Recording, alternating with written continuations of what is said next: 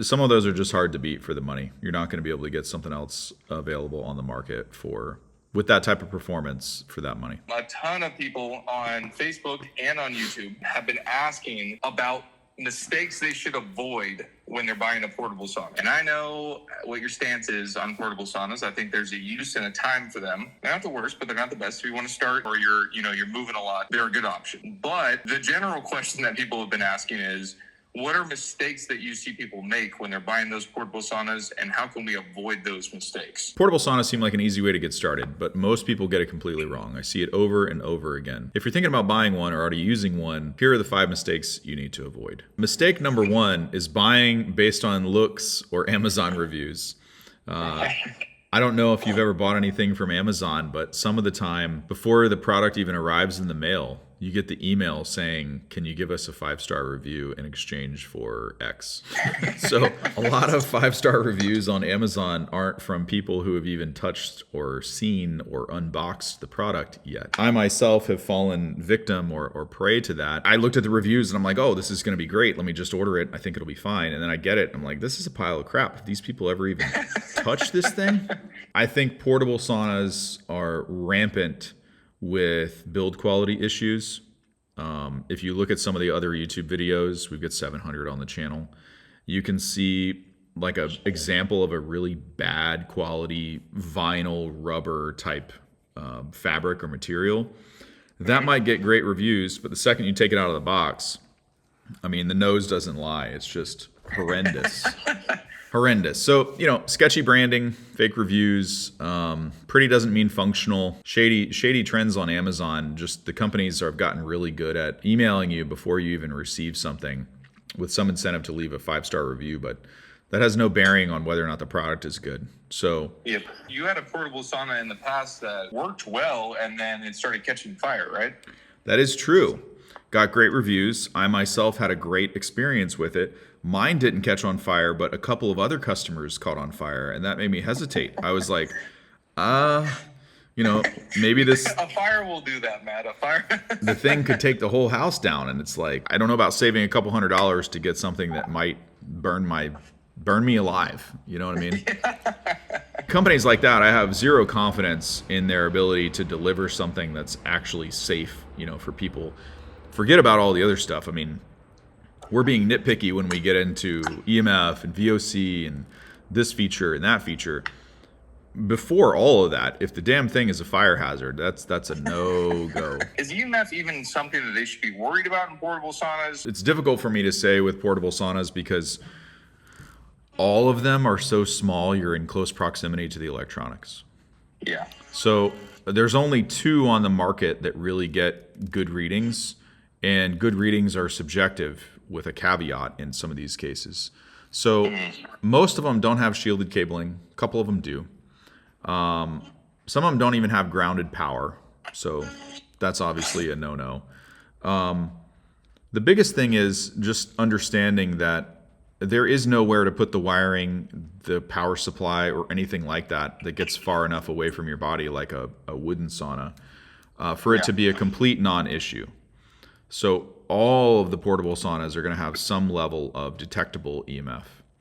Now, there's a couple companies that you helped me with one of them. You haven't seen the other one. There's a couple companies that have done a really good job and they're best in class, best in the industry.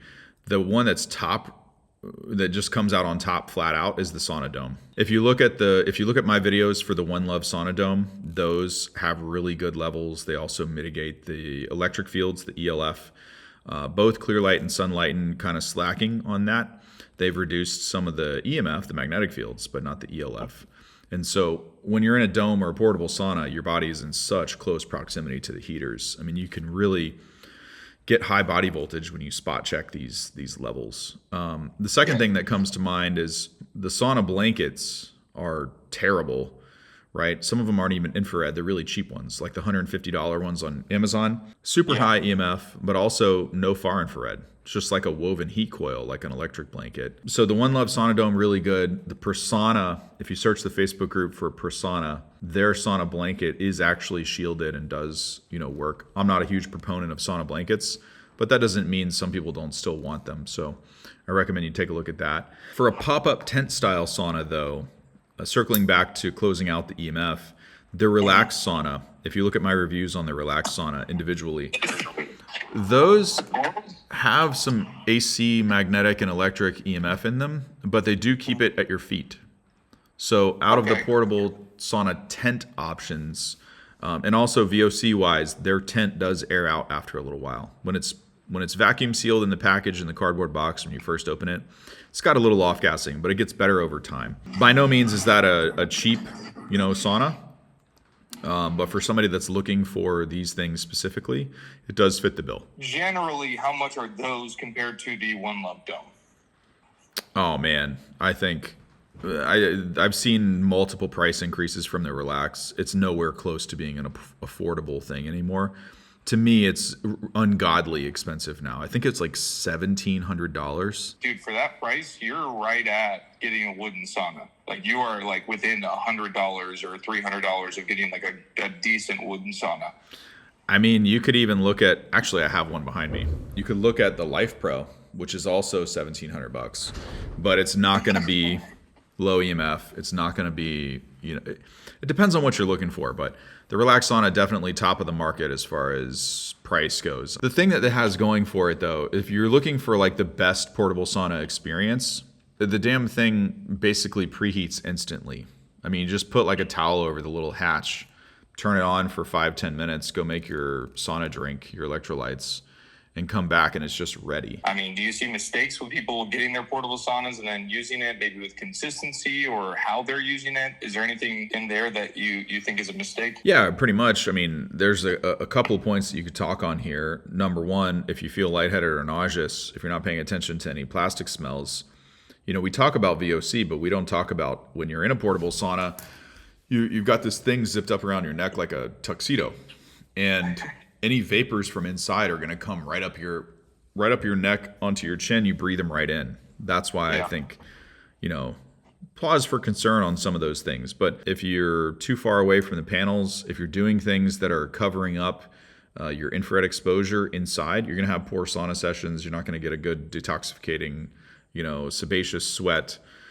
So your setup matters. Your seat height, a lot of times the camping chair benches that come with them, they kind of suck. You need to get either a shower bench chair from Amazon or a wooden stool or something that doesn't block the infrared from your lower back. You're not going to get the same experience.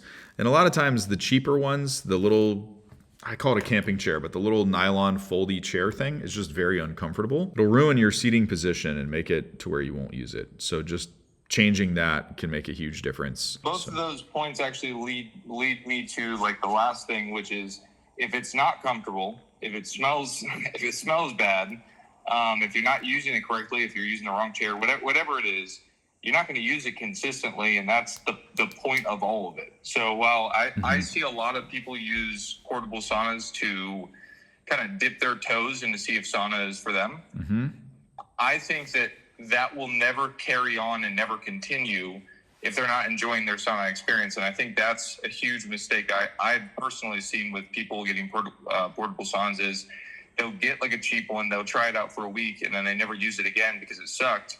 And then that's their sauna experience. Yeah, I mean, it comes down to your point about quitting too soon.